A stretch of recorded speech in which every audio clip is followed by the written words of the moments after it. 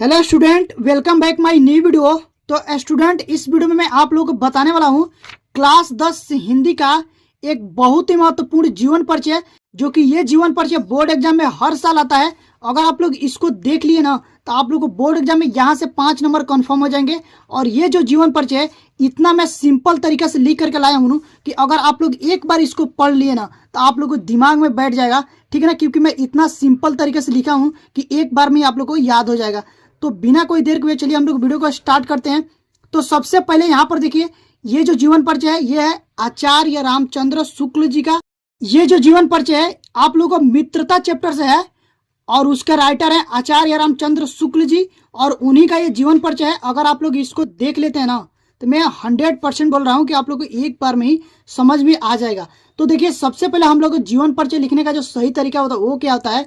सबसे पहले आप लोग को यहाँ पर नाम लिख देना उनका, जैसे कि यहाँ पर लिखा गया आचार्य रामचंद्र शुक्ल, और यहाँ पर उनका संक्षिप्त परिचय लिखेंगे, ठीक है ना।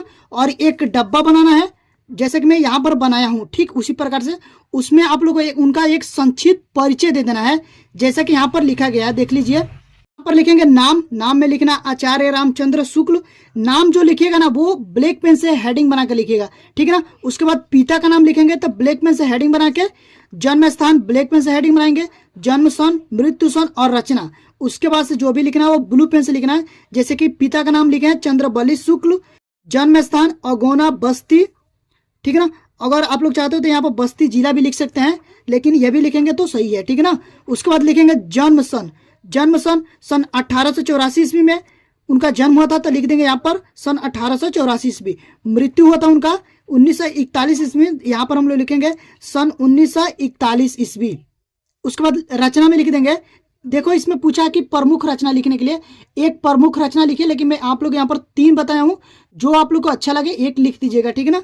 तो पहला में लिखेंगे रस मीमांस, दूसरा में त्रिवेणी और तीसरा में विचार विधि। तो इतना आप लोग एक संक्षिप्त परिचय दे देना है। अगर आप लोग इतना संक्षिप्त परिचय देते हैं ना तो एग्जामिनर को लगेगा कि बच्चा अच्छा है, पढ़ने वाला है, और एग्जामिनर को ज्यादा मेहनत नहीं करना पड़ता है। संक्षिप्त परिचय पढ़ करके ही एग्जामिनर आप लोग को नंबर दे देता है। तो आप लोग संक्षिप्त परिचय जरूर लिखिएगा, ठीक है ना। इतना लिखने के बाद ऐसा ना हो कि सिर्फ संक्षिप्त परिचय लिख करके छोड़ देना है, ये बिल्कुल गलत है, ऐसा काम नहीं करना है। लेकिन संक्षिप्त परिचय लिखना है, उसके साथ साथ आप लोग को जीवन परिचय भी लिखना है, ठीक है ना। तो देखिए, जीवन परिचय में क्या लिखेंगे, हेडिंग बनाएंगे जीवन परिचय, और उसमें आप लोग को यहाँ से लिखना स्टार्ट करना है ब्लू पेन से। देखो, ब्लैक पेन से हेडिंग बनाएंगे तो यहाँ पर लिखेंगे आचार्य रामचंद्र शुक्ल का जन्म सन 1884 ईस्वी में बस्ती जिला के अगोना नामक ग्राम में हुआ था। देखो, इसमें यहाँ पर हुआ था तहाँ तक, और यहाँ पर आप लोग को पूर्णविराम लगा देना है।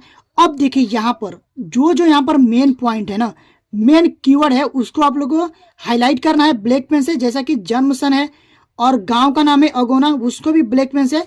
देखिए, यहाँ पर इनके पिता का नाम है वो भी ब्लैक पेन से लिखा गया है, ठीक है ना। तो आप लोग को जहां जहां भी मेन पॉइंट आना है ना, यानी कि मेन कीवर्ड है, वहां पर आप लोग को ब्लैक पेन से हाईलाइट करना है, ठीक है ना। हुआ था, उसके बाद लिखेंगे इनके पिता का नाम चंद्रबली शुक्ल था, जो मिर्जापुर के कानूनगो थे। इनकी प्रारंभिक शिक्षा अपने पिता के पास जिले के राठ तहसील में हुई, और उन्होंने 10वीं की परीक्षा मिशन स्कूल से उत्तीर्ण की। इतना तक लिख लेंगे। उसके बाद देखिए आगे हम लोग को यहाँ से लिखना है, गणित में कमजोर होने के कारण आगे की पढ़ाई नहीं पढ़ सके। उसके बाद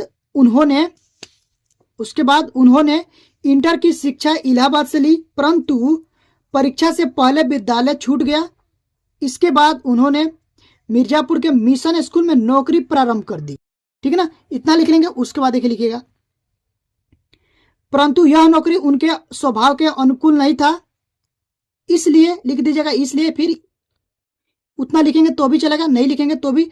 उसके बाद लिख दीजिएगा अनुकूल नहीं था, उन्होंने नौकरी छोड़ दी और मिशन स्कूल में चित्रकला के अध्यापक हो गए। अध्यापक का कार्य करते हुए अनेक कहानी, कविता, नाटक, निबंध आदि की रचना की, ठीक है ना। तो देखो, यहां तक लिख लेंगे। उसके बाद देखिए, देखो कहानी, कविता, नाटक, निबंध जो आया है ये मेन कीवर्ड है, तो इसलिए इसको ब्लैक पेन से लिखा हूं, तो आप लोग भी ब्लैक पेन से लिखना है, ठीक है ना। उसके बाद देखिए आगे जो लिखेंगे हम लोग रचना की। उसके बाद कुछ समय बाद इनकी मृत्यु सन 1941 ईस्वी में हो गया। बस इतना ही आप लोग को लिखना है। देख लीजिए कैसे लिखना है। और उसके बाद आप लोग को चाहते हो तो यहाँ पर लास्ट में आप लोग को रचना में हेडिंग बनाकर लिख दीजिएगा रस मीमांस, विचार वेदी और त्रिवेणी। अगर लिखते हैं तो भी आप लोग को नंबर मिलेगा, नहीं लिखेंगे ना तो भी मिलेगा। क्यों? क्योंकि हम लोग यहाँ जो संक्षिप्त परिचय दिए थे ना उसमें भी रचना लिखे थे, ठीक है ना। तो एग्जामिनर तो यही पढ़ के आप लोग को नंबर दे देगा, इतना तो पढ़ेगा नहीं, लेकिन आप लोग को लिखना पड़ेगा। लिखेंगे तभी मालूम चलेगा कि आप जीवन परिचय लिखे हैं, ठीक है ना। तो अगर आप लोग इस तरीके से बोर्ड एग्जाम में लिख कर आप लोग को 5 में 5 नंबर टोटल मिल जाएंगे, ठीक है ना। अगर आप लोग को ये वीडियो अच्छी लगी हो तो प्लीज वीडियो को लाइक करिएगा। चैनल पर पहली बार विजिट किए हैं तो चैनल को सब्सक्राइब करके बेल आइकन को प्रेस कर दीजिएगा, क्योंकि इस चैनल पर क्लास 10 यूपी बोर्ड का हर सब्जेक्ट की तैयारी कराई जाती है। तो इसलिए आप लोग इस चैनल को सब्सक्राइब करके रखिए ताकि जो भी वीडियो डाला उसका नोटिफिकेशन तुरंत पहुंचे आप लोग के पास और आप लोग की तैयारी अच्छे से हो पाए। तो स्टूडेंट अभी के लिए बस इतना ही, मिलते हैं इसी तरह की नेक्स्ट वीडियो में। तब तक के लिए थैंक यू फॉर वॉचिंग। और एक चीज मैं और बता दें आप लोग को, अगर इसका जिनको भी आप लोग को इसका नोट्स चाहिए, ठीक है ना, तो आप मुझे कमेंट करके बता सकते हैं, मैं आप लोग को इसका PDF दे दूंगा, ठीक है ना। तो अभी के लिए बस इतना ही, मिलते हैं नेक्स्ट वीडियो में, तब के लिए थैंक यू फॉर वॉचिंग।